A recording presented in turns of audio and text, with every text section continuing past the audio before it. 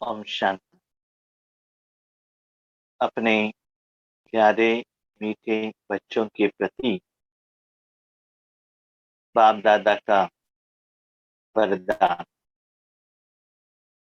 वरदान का डेट है 8 अक्टूबर 2021।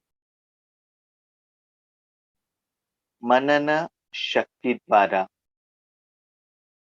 हर पॉइंट के अनुभवी बनने वाले सदा शक्तिशाली माया प्रूफ विघ्न प्रूफ भव।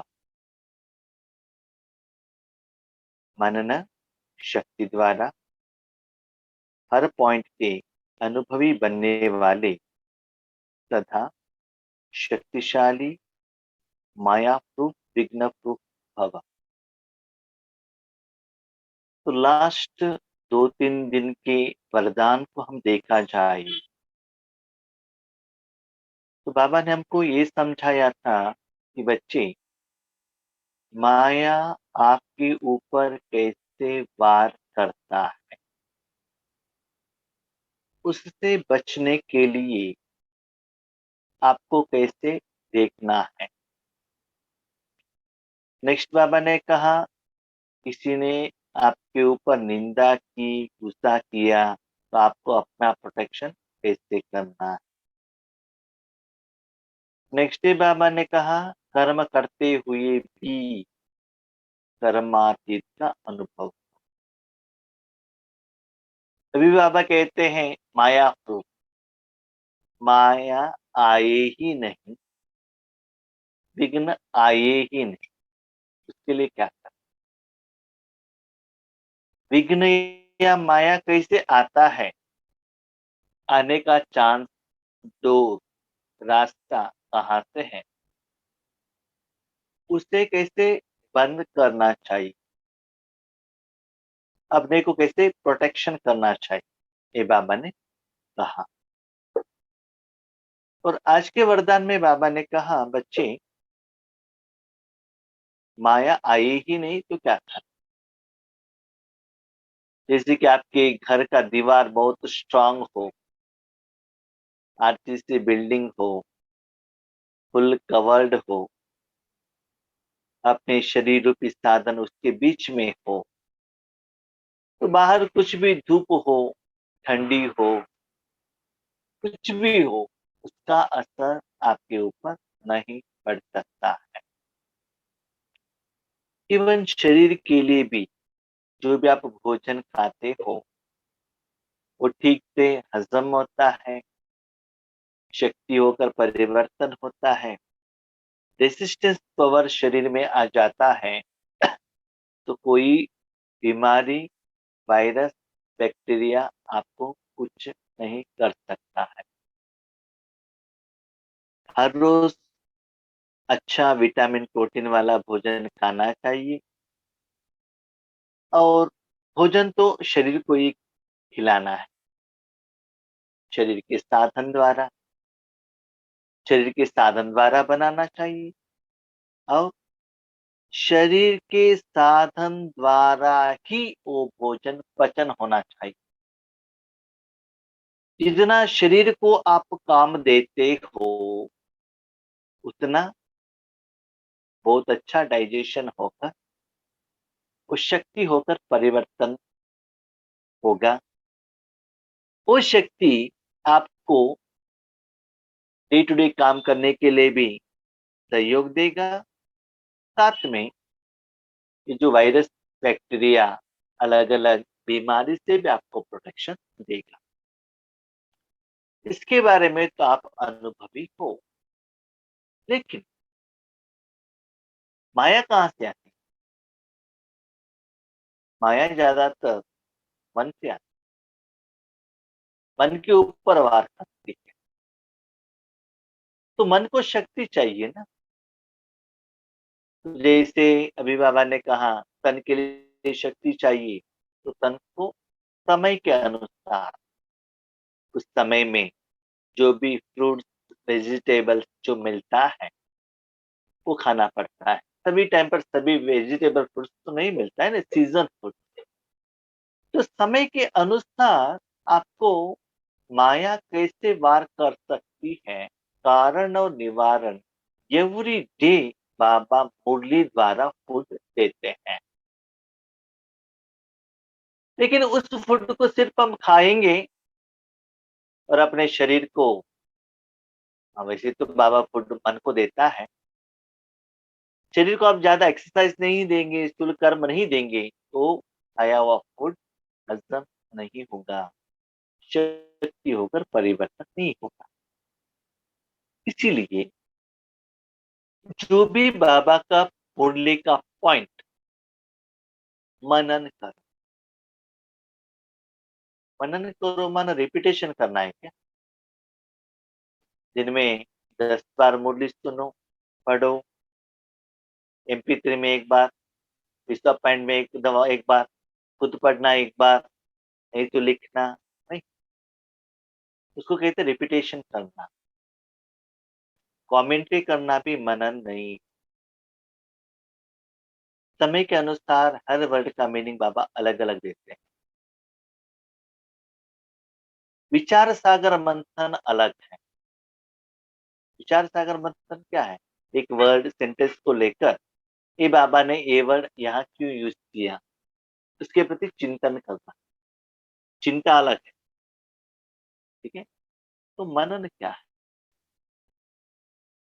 मनन ये है, वो कर्म आप सिर्फ अपने मन द्वारा ही कर सकते हो, उसका फल मन और आत्मा को चाहिए। थोड़े जो कर्म का जो फल है ना, आप मन और तन द्वारा अनुभव करते हो।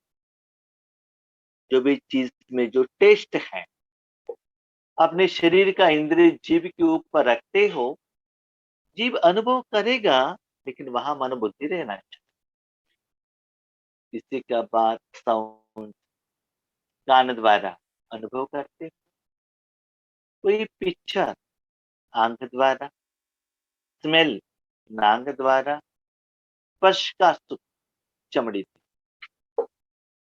लेकिन ये जो मनन है ना, सिर्फ मन के शक्ति द्वारा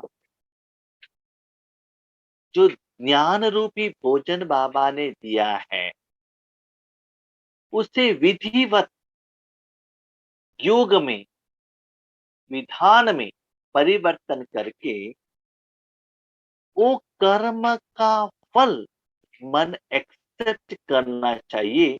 और कभी भी मन ये नहीं कहना चाहिए ना, मन ना, ना नहीं कहना चाहिए। क्यों? क्योंकि मैंने अनुभव किया है प्रैक्टिकली।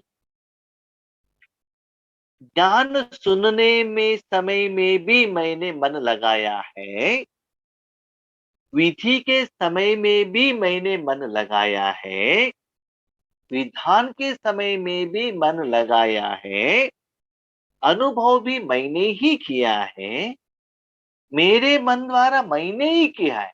इसको कहते हैं अनुभव। लेकिन ये जो मनन शक्ति है ना, स्पिरिचुअलिटी में, आध्यात्मिकता में, परमात्मा के साथ मन को जो शक्ति चाहिए, शक्ति स्वरूप, गुण स्वरूप, धारणा स्वरूप, शांति का शक्ति, सहना शक्ति, जो बाबा ने कहा ना, ना 2-3 दिन के पहले के मुरली में, सहना शक्ति। लेकिन वो शक्ति कहाँ से आता है? बॉडी में ब्लड कैसे बनता है? भोजन खाने के बाद, हजम होने के बाद बनता है ना। तो वही बाबा कहते हैं, बच्चे माया को आगे आपको युद्ध करना है, प्रोटेक्शन करना चाहिए। आपके पास एनर्जी तो चाहिए ना। तो एनर्जी कहाँ से आएगा? हाँ, सिर्फ सुनने में, देखने में, सुनाने में, मन को लगाने से शक्ति नहीं आएगी। बार बार खाते रहो, शक्ति नहीं आएगी।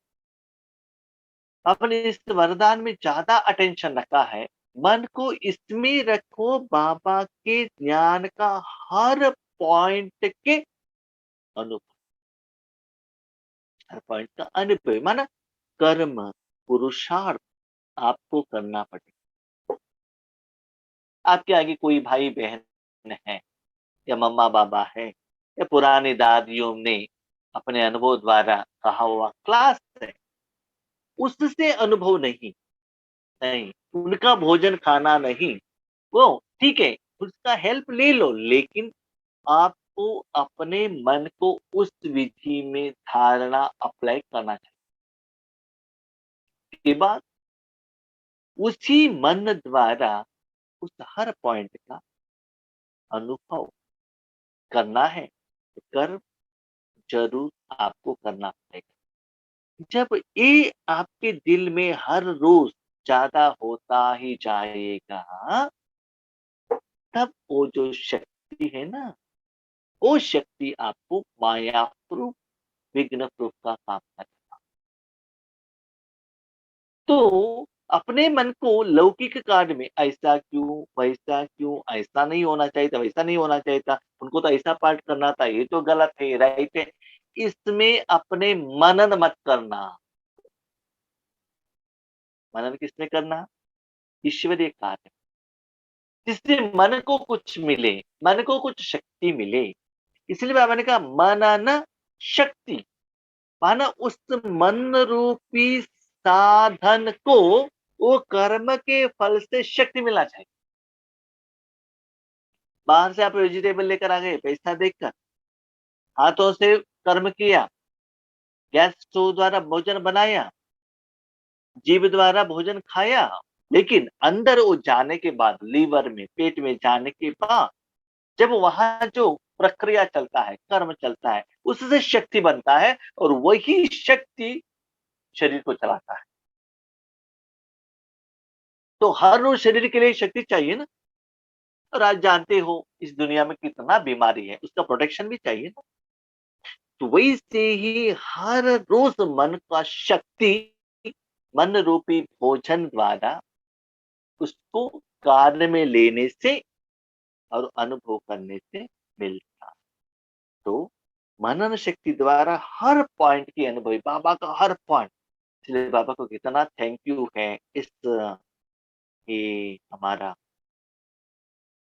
कोविड, कोरोना के टाइम पर कितना बाबा ने हर मुरली के पॉइंट के ऊपर एक एक घंटा क्लास कराया।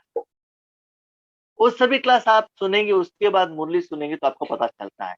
लेकिन ब्यूटी तो ये है कि जो भी क्लास किया है, आज मनन शक्ति का डेफिनेशन अलग ही है, ऐसा क्लास पीछे हुआ नहीं है, हमारे द्वारा मैं कह रहा। तो जितना भी आपके पास डिक्शनरी हो, अनुभव हो, लेकिन हर रोज वो वर्ड का, भले वर्ड वही है लेकिन मीनिंग में परिवर्तन होता है। वो किस आधार पर पता चलता है? अनुभव के आधार पर। तो जितना अपना समय, संकल्प, कर्म, पुरुषार्थ उसमें रखेंगे, उतना आपके मन बाहर जाने के लिए समय ही नहीं है, नो टाइम। जब घर से बाहर ही नहीं निकलते हो, धूप कहाँ से आएगा, बारिश कहाँ से आएगा, ठंडी कहाँ से आएगी, है ना। तो अपने मन को उसमें एंगेज रखो, यूज रखो, ये बात है। जैसे शरीर की शक्ति के लिए पाचन शक्ति व हजम करने की शक्ति आवश्यक है, ऐसे आत्मा को शक्तिशाली बनाने के लिए मनन शक्ति चाहिए। मनन शक्ति द्वारा अनुभव स्वरूप हो जाता। मनन माना मैं मास्टर सर्वशक्तिमान हो, सर्वशक्ति, इसको अजपा जब कहते हैं, उसको मनन नहीं। तो मन को मास्टर सर्वशक्तिमान माना, मन को शक्तिवान के साथ में जुटाओ, बाजू में रखो। और परमात्मा इस दुनिया में जो भी शक्ति देना चाहता है, आपके द्वारा फ्लो हो, तब आपको अनुभव हो। जो चीज का आपको अनुभव बनना करना है, उस चीज को जीभ के ऊपर रखो, आंखों के सामने रखो, कान के बाजू में रखो, नाक के नजदीक में रखो, चमड़ी के साथ टच करो। तो जो भी अनुभव आपको परमात्मा द्वारा ही मिलता है, वैरायटी संबंध, वैरायटी शक्तियां कहाँ से मिलता है? परमात्मा से ही मिलता है ना। कितना भी वैरायटी है भी आइटम हो, टेस्ट जीभ से ही लेते हो।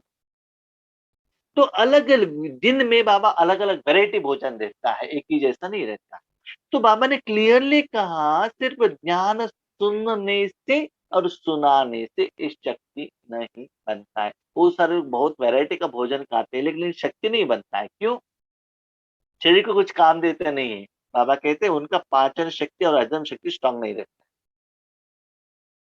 तो मनन शक्ति द्वारा अनुभव स्वरूप को जानना, यही सबसे बड़े से बड़ी शक्ति है। तो सदा अपने मन को हर रोज के मूल्य के ऊपर मनन, मनन माना रिपीटेशन नहीं, वो विधि विधान को अपने मन को लगाना।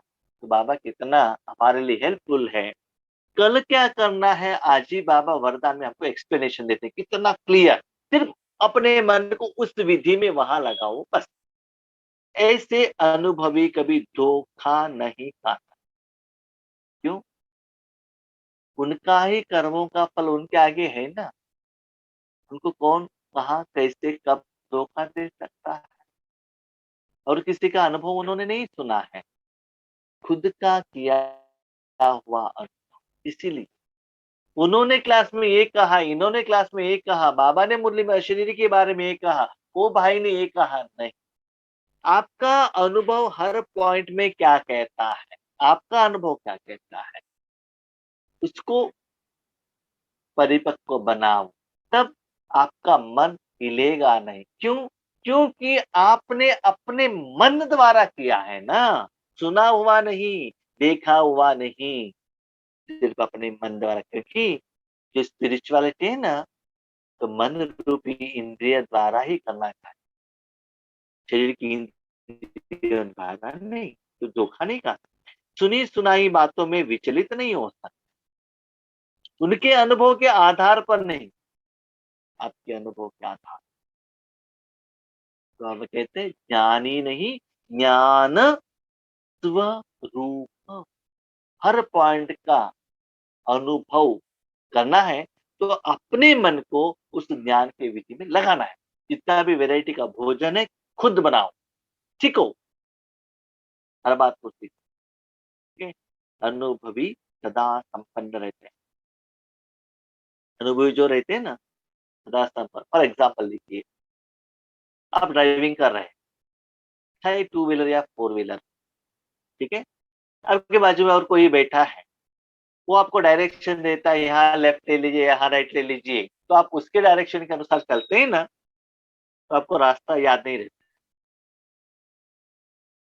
गूगल मैप लगा कर जाओ, मालूम नहीं रहता। फोन पर बात करते चलो राइट एंड लेफ्ट, पता नहीं चलता। लेकिन खुद ढूंढ ढूंढ कर जाओ, स्पेशली पैदल चल कर जाओ, पक्का याद रहता है। यहाँ बैंक है, वहां बेकरी है, वहां ये है, वहां ये, पक्का। क्योंकि खुद आप गए हैं ना, खुद अनुभव है आपको। तो 5 साल के बाद, हाँ यहाँ एक बेकरी था ना। क्यों? आपने कुछ खुद अनुभव किया है। इसलिए बाबा कहते क्या कहते, उन्होंने ऐसा कहा मैंने किया, अनुभव नहीं हुआ। नहीं, आपका अनुभव अलग ही है। ठीक है, आपने रास्ते में बेकरी को याद रखा, और कोई मेडिकल स्टोर का भी याद रख सकता है, उनका इच्छा है ना।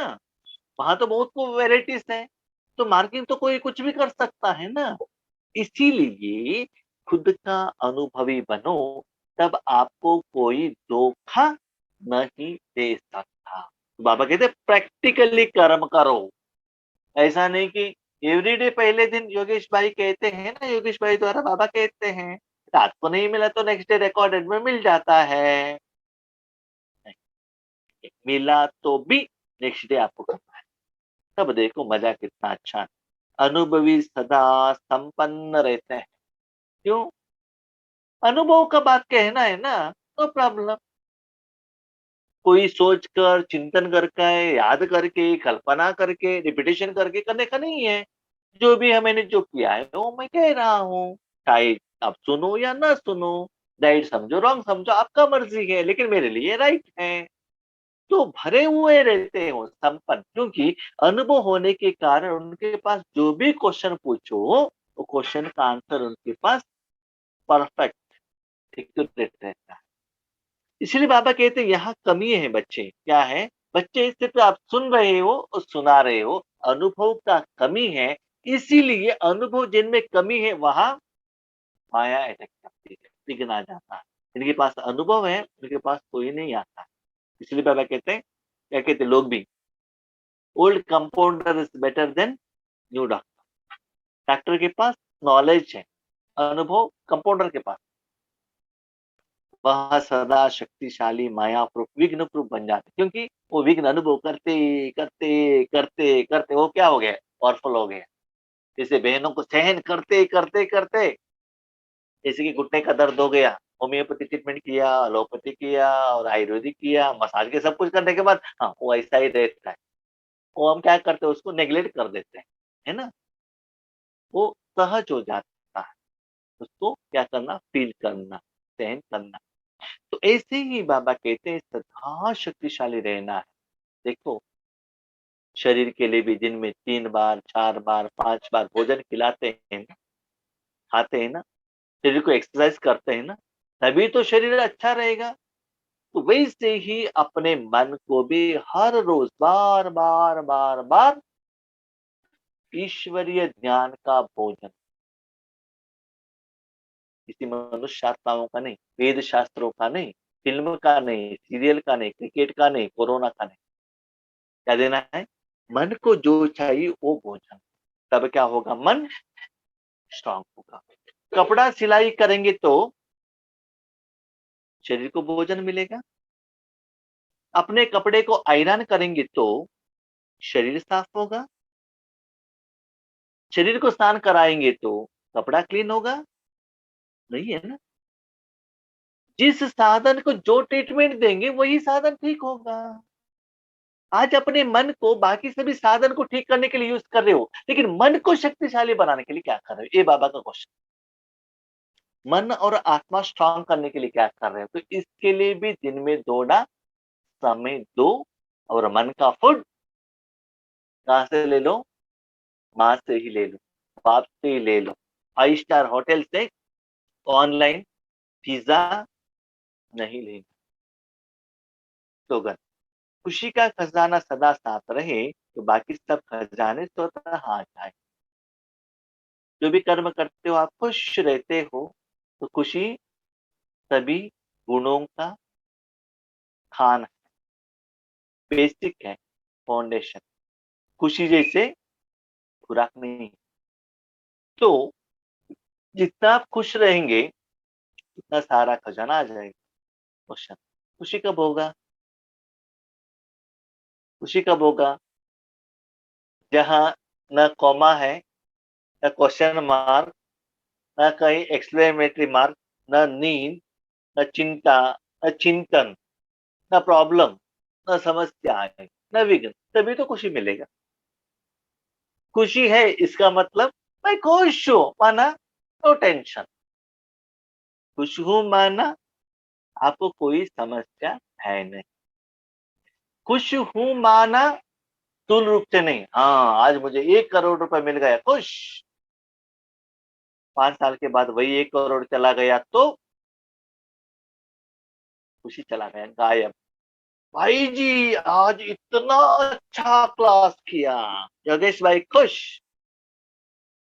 4 दिन के बाद न उनका फोन है, कुछ भी नहीं, फोन किया तो भी कोई उठाने वाला नहीं है। तब ये बहन ने उतना इतना लंबा चौड़ा भाषण दिया था, इतना अच्छा क्लास दिया है करके, आज क्या हो गया इनको, गायब है ना? तो मेरा अनुभव मैं आपको कह रहा हूँ, बहुत सारे आत्माएं ऐसे होते। तो मैंने अभी डिसाइड कर दिया है, किसी की बातों के ऊपर मेरा खुशी का लेवल मुझे अनुभव नहीं करना। मेरा अंदर का लेवल है ना, मेरा भोजन के आधार पर मुझे डिसाइड करना है। उसके आधार पर मेरा स्थिति, पुरुषार्थ, सेवा करना चाहिए। ये मैंने रिसेंट में सीख लिया है। इसलिए बाबा कहते बच्चे जितना अनुभवी होते हो ना, इतना डिपेंडेंट कम होता है, क्लैरिटी मिल जाता है, परफेक्टनेस हो जाता है। तो मन इधर उधर भागता नहीं है, सच्चाई क्या है पता चलता है, राइट। इसीलिए सदा खुश रहो। नंबर 2, दूसरों को भी खुश रखो। सिर्फ मुझे खुश रहना है, बाकी कुछ भी हो जाए नहीं। सभी लोग खुश रहेंगे तभी आप खुश रह सकते हो, श्रीमत के अनुसार।